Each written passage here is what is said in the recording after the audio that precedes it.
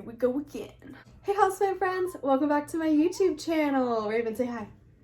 Raven. Oh, cats don't like to be held. Hey houseplant friends, welcome back to my YouTube channel. Today we're going to be talking about how to harden your variegated houseplant leaves. This topic will work for all houseplants, not just variegated houseplants. I think that it's especially important to know about how to do this for your variegated houseplants because the white will wilt if you fail to harden your plant's leaves. That is why there is such a big misconception out there about, oh, well, your albos will always melt and your syngonium will always melt, or any white variegation, it will always just go away because that's what white does.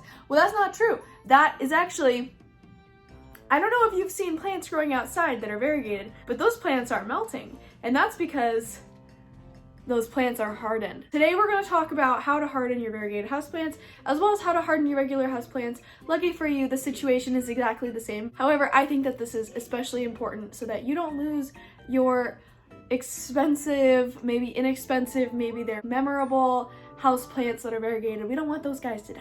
We love these guys. I know for me, they're my favorite. I love green, but if there's a splash of any other color on there, I love it more. That's what we're gonna talk about. If you're interested in hearing more about these kinds of topics in the future, please make sure to subscribe.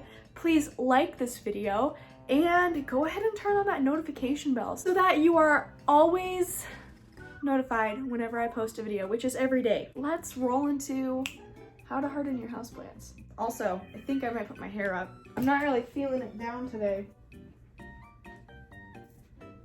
Yeah, I feel that more. It's exhausting filming with my hair down, dude. I hate it. I honestly hate it. Also, I have a sliver from wooden chopsticks from eating ramen earlier. Also, I've been on a bit of a grape juice kick. I don't know what it is, but this stuff is so good. I think it's Welch's, yeah? Okay, hardening off is the gradual process of exposing tender plants to wind, sun, and uneven temperatures. Jody Torby, that is the girl who wrote this quote. It is the most streamlined definition I could find for what hardening off plants is for this video. While you can use all of this advice for, and this is advice that's from the article that I read, you can use all of this advice for your own houseplants. This advice was written for transplanting seed-grown seedlings into the dirt outside. Hardening off your houseplants and hardening off these leaves are the same thing, because usually when you're hardening off leaves, you're hardening off the new leaves, and seedlings are only new. So it all works together, and they are the guidelines that I followed when I hardened off my Albo leaf.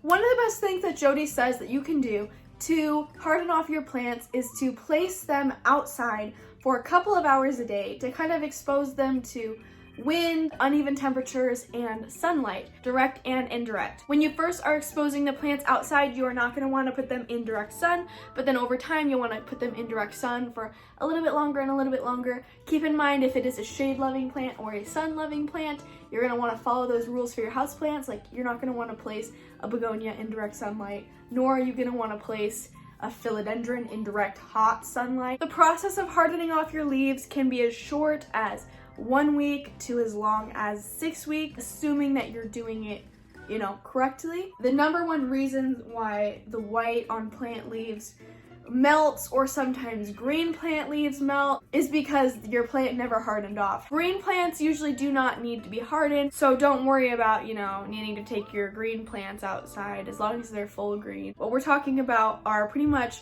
white syngonium, white philodendron, and white monstera that have issues with hardening, pretty much because they don't have as much green on them, so it just doesn't really want to stick. And anthurium seedlings, those are also extremely delicate.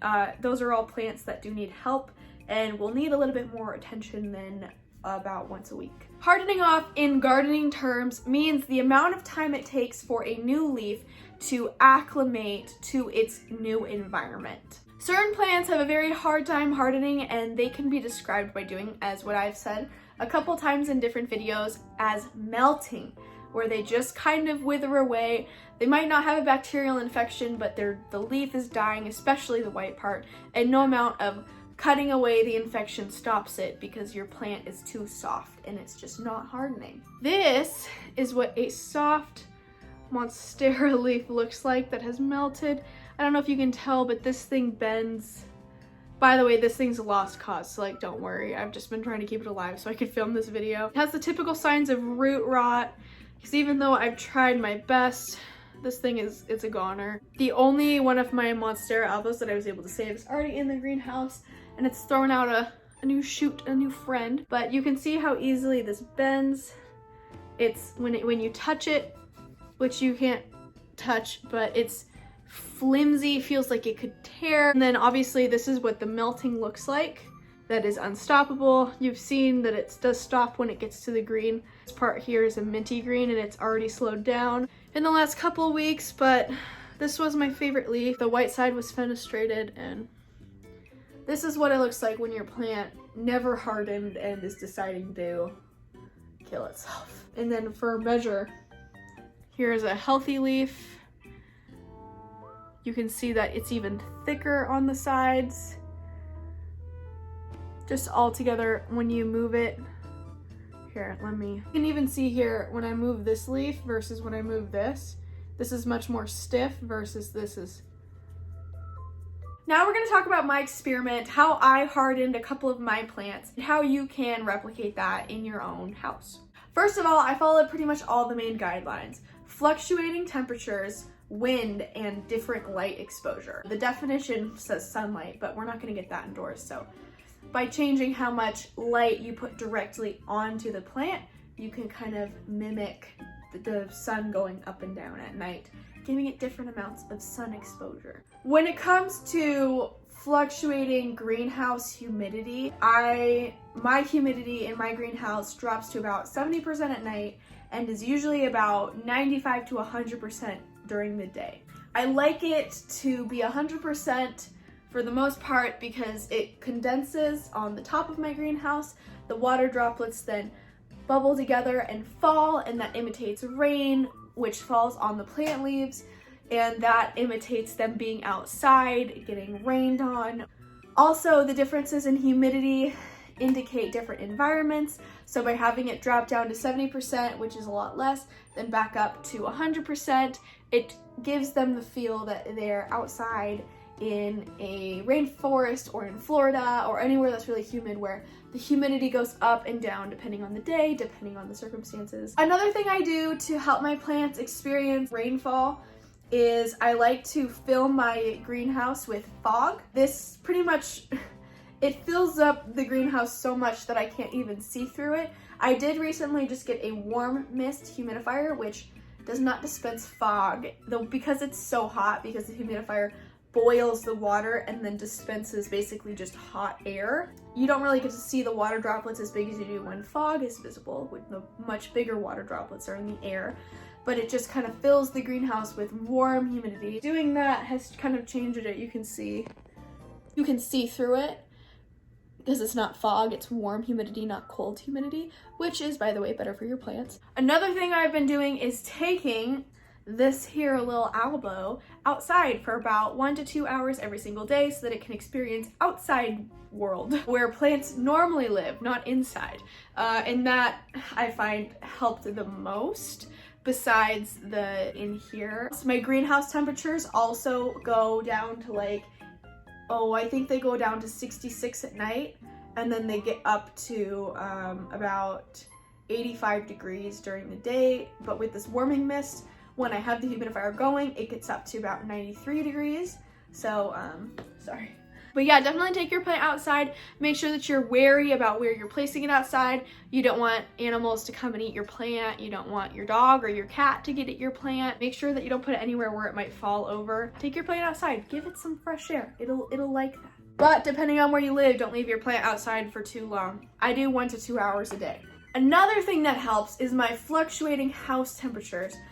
For the rest of my plants that don't have a greenhouse, I have to compromise a bit when it comes to energy in my house. So at night, I drop the temperatures to about 66% to imitate a humid state and a warm state being cooler at night, a comfortable cool, you know. Plus, I also like to sleep with it being super heckin' cold. And then it gets up to 75 to 78 during the day. That way, these guys can experience night and day temperatures too. It's usually 75 degrees for like most of the hours of the day. I'd say probably 15 to 17 hours. It's 75 and then I drop it down to 66 for a little bit. I also keep my house relatively humid. This room is way more humid because the bathroom is attached to it. Plus my greenhouse is in here and there are spaces at the bottom of my greenhouse where humidity can get out. So this room is usually about 50% to 40% humidity. The last thing I do is I change the light conditions. You can see that right here, I have one light over there and I have another light down here. Sometimes I only have a down low light, sometimes I only have an up high light. I also usually have other lights going on back here behind me, but I didn't want to distract, you know, from... I'm so sorry, it just keeps slapping you in the face, Fred. By changing the light conditions, you are basically changing the position of the sun on the plant. Sometimes it's getting more direct light, other times it's getting very distant light, and that helps it kind of handle deciding, oh, should I harden my leaves or are they okay soft, you know? The last thing I did is every so often I open my greenhouse and I turn on my fan, not just to circulate the air, which is good for the plants, but to kind of give them an experience of windy conditions, which is really important for plants to experience because outside there's always at least a little bit of wind. There's usually never no wind outside. So because in our houses there's usually no wind, it can be very hard for plant leaves to decide that they need to harden to protect themselves from the elements because we give them such cushy lives inside. We dote on our plants and we love them, and sometimes we love them so much we overwater them. Sometimes we love them so much we repot them too quickly. But all that does is just keep our plants soft. We have to start giving our plants a little bit more tough love, especially the variegated plants. Kick them outside for a couple hours to go experience what real life is like. All in all, this took me about 2 months to harden my Monstera Albo. I was worried it wasn't going to be fast enough before it would start melting. In my experience, it's usually 3 to 4 months of a plant being soft before the white starts to disintegrate, and that's sad. This is my Epipremnum pinnatum Albo variegata, and since starting to harden off my plant's leaves, the last 2 leaves, oh, this one's fenestrating, sick. The last 2 leaves have kept their white. First 2 didn't, but those came out at the shop that I bought them from. Also, this plant's wet right now because I just ran my humidifier like 3 hours ago, so they're all still pretty wet. Yeah, this is the new leaf. And I haven't touched it yet. It's still soft. Don't touch your plant's leaves when they're soft. You're just gonna make them sick. This one is literally chilling. It's chilling like a villain. So I feel pretty proud about that. Houseplants not in a greenhouse can also be hardened off by fluctuating temperatures in your house, using fans on them. I know an amazing lady, here I'll pop her in right here. Her name is Denise. She is Tropical Plant Seductions on Instagram. She's got fog and fans and it's just in big bright windows with light. Her plants love it there. They don't live in a greenhouse because they don't need to, because she gives them all of the outside conditions inside and her plants do amazing there. So go check her out on Instagram if you'd like to. She's the one who sent me my Burl Marks Fantasy as a birthday gift for free, which is insane. Most houseplants do not need to be hardened off, but for those of you with Monstera albos, Epipremnum pinnatum albos, Syngonium albo, and then occasionally white princesses, white wizards, white knights, anything with that white variegation always has the capacity to start failing. Also, Alocasia odora variegata, that plant also melts fast if you don't give it enough air, light, humidity. That's pretty much it for this video. I'm not sure if this video is long or short, but thanks for being here. Thank you so much for watching. Please make sure to give this video a like. Please subscribe. Please tweet me at PlantMeAshley on Twitter. Thank you for being here. Thank you for supporting me. Message me on Instagram if you have any questions about your plants. Comment down below if you have any further questions about hardening off your plants.